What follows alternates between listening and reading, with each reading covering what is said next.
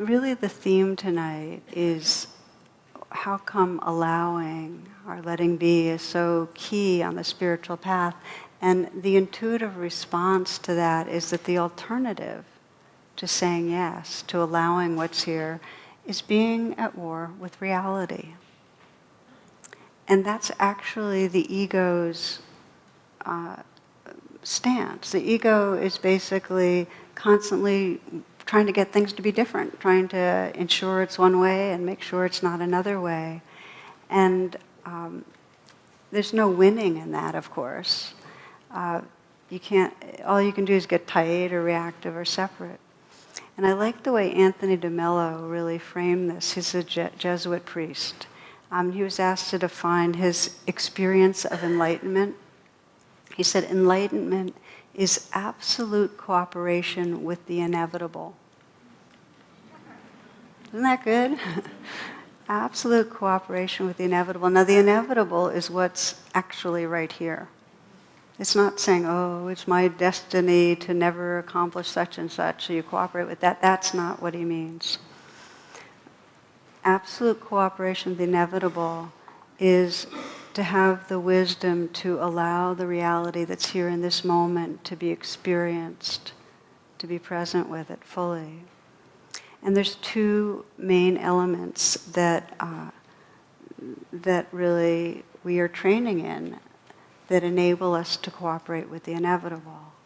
And one of them is we are learning in meditation to not believe our thoughts. That thoughts aren't reality, that we can see them happening, recognize them, let them inform us, let them be a map, but know how to wake up out of them so that we can touch the living experience right here and not be inside a virtual reality. And that gets particularly interesting and tricky because it's the ego's primary way of resisting the moment. The main way the ego does not feel its rawness is to be really busy judging and figuring out. And this happens in spiritual life too. In spiritual life we want some certainty. We want some ground. And one of the classic stories is of a novice in a monastery asking the Zen master, what happens after we die? And his response was, I don't know. And this is bothersome to this novice. And he said, I thought you were a Zen monk. And he said, I am, but not a dead one,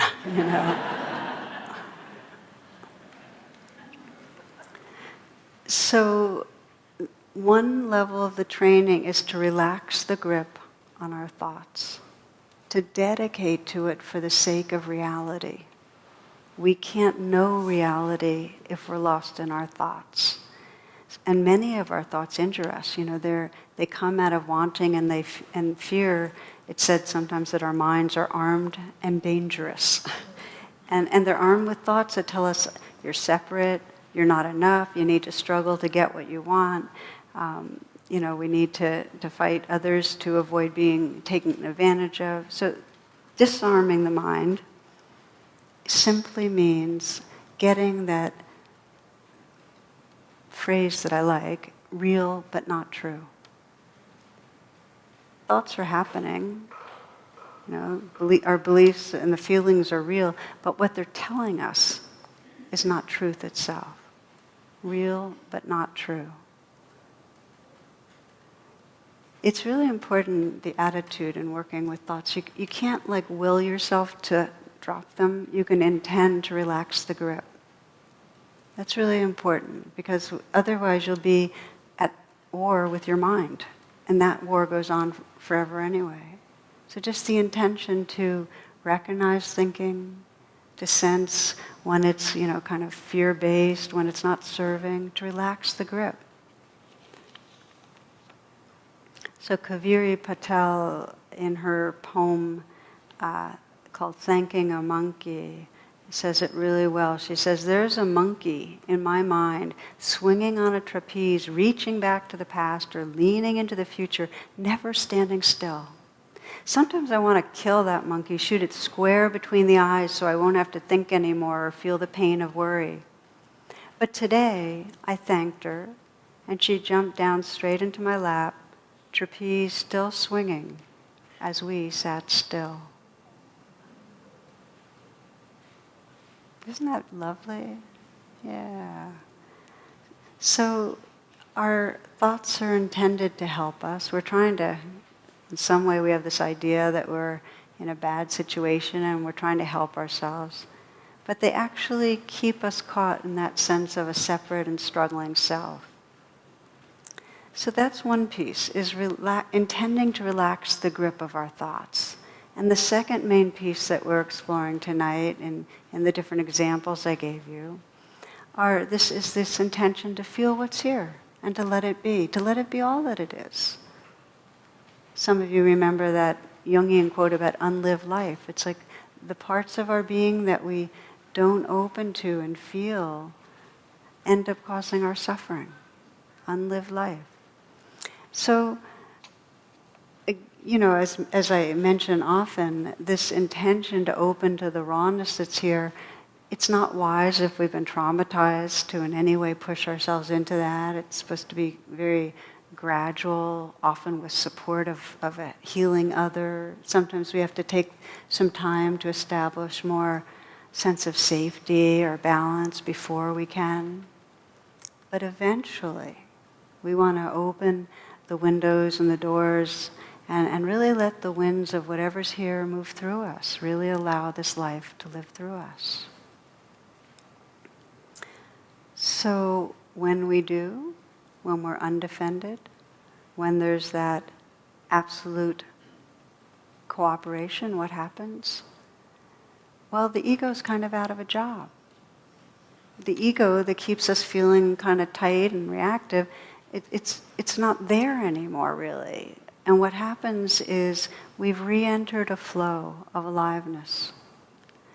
And that flow is basically emanating out of a very vast space. So we reconnect with a vastness and an aliveness.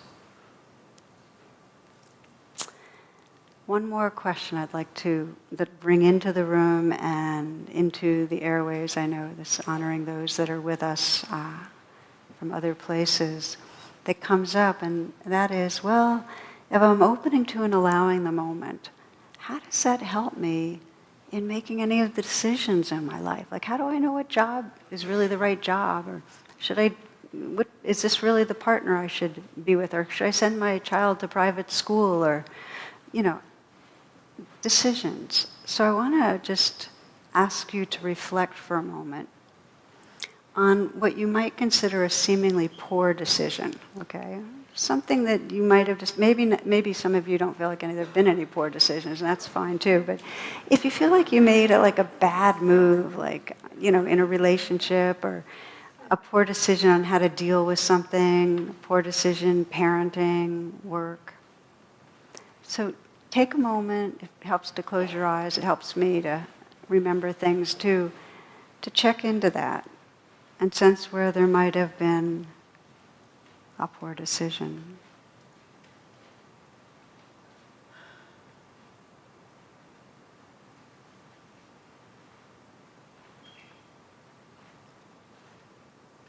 And if you have one in mind, see if you can feel into who was deciding. In other words, sense where the decision emanated out of. Was it a feeling of being pressured, of fear, of need, unmet need, neediness, of preoccupation, confusion? What was the state of heart-mind that it came out of? Just kind of feel into that.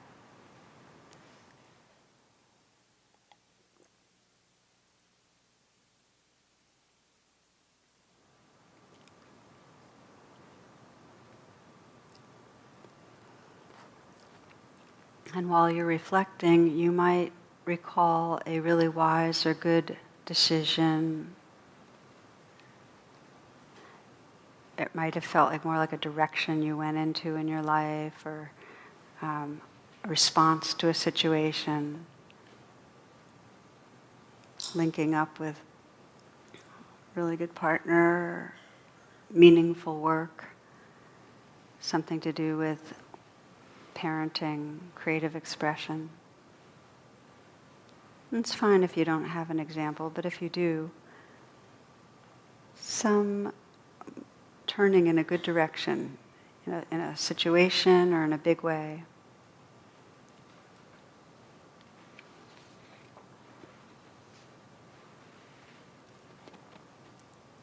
And again, you might, as you consider that, sense who is navigating. If you responded to another person, a situation that was particularly loving or generous or wise, who is navigating? Where did that come from?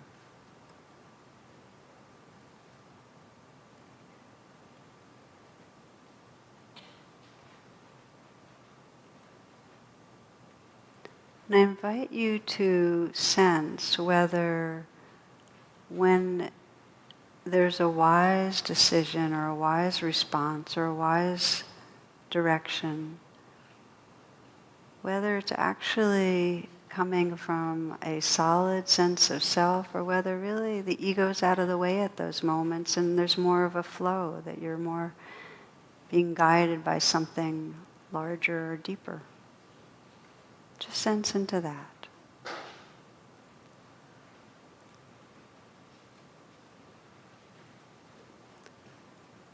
The metaphor I offered a few weeks ago was that if you have a straw in the ocean, in the Gulf Stream, it can be batted around in all directions, but if it's aligned with the Gulf Stream flows through the straw. And in a similar way, when we're more present, when we're pausing, when we're opening to what's here, we become aligned in a way that this universe and life flows through us. It's not like we're deciding, it's like the deciding and the responding happens from the very universal kind of flow of wisdom, intelligence, compassion. You can open your eyes when you want. I've mentioned that Gandhi took a day each week for prayer and meditation because he said he wanted to make sure that his actions for nonviolence, for social justice, arose from the deepest, most awake part of his being. And so it is that it's out of presence that all engaged spirituality, all the actions that really make a difference can happen. It's if you think of the evolution of consciousness, that at the egoic level, it's a willfulness and a sense of controlling. And when you wake up outside of the ego, there's no longer such a willfulness. It's more replaced by a sense of flow. And I like the sense it's kind of like a stream knows how to go around rocks. There's an intuitive knowing about flow. There's a sense that our life is unfolding in a very natural, spontaneous way, and there's not a self that needs to get in the way too much to try to figure anything out. So I'd like to close on this note, do a brief meditation with you on how we can allow the present moment in a way that opens us to flow, opens us to that wisdom.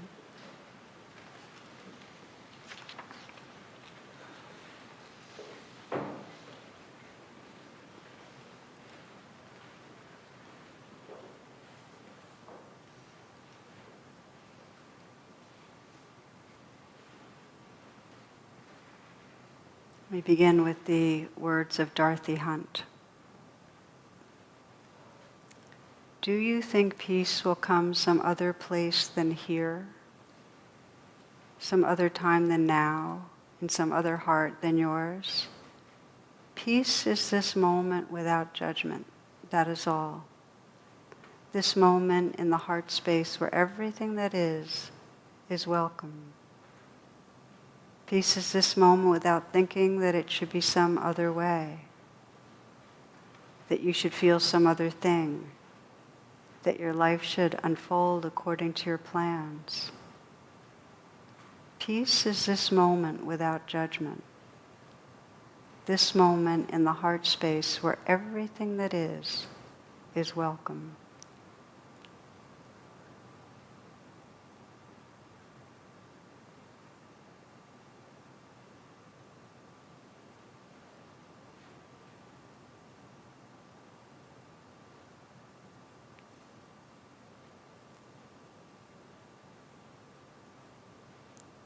Relaxing, releasing the grip of any thoughts of the future or the past, or even thoughts of right now.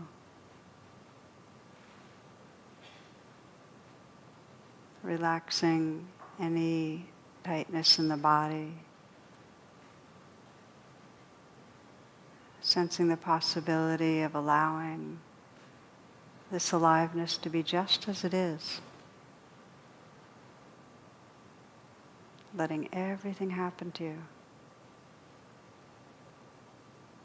This whole changing dance of sensation.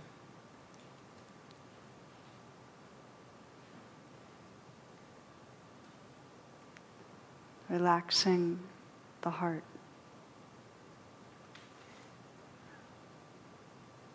Relaxing the heart open and allowing whatever streams of emotion or mood just unfold themselves as they are, to be felt.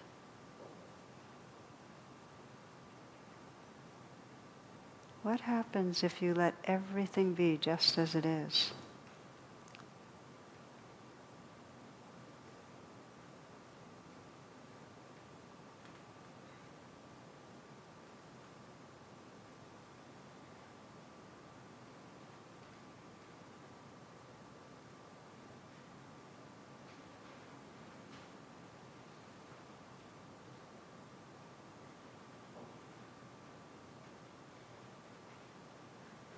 Peace is this moment without judgment.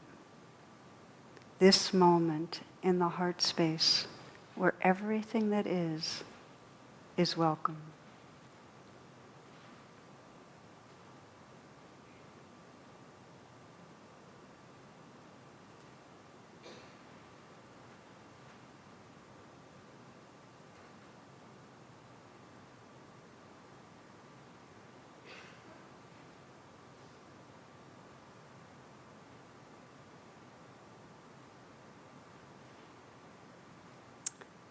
Namaste. Thank you.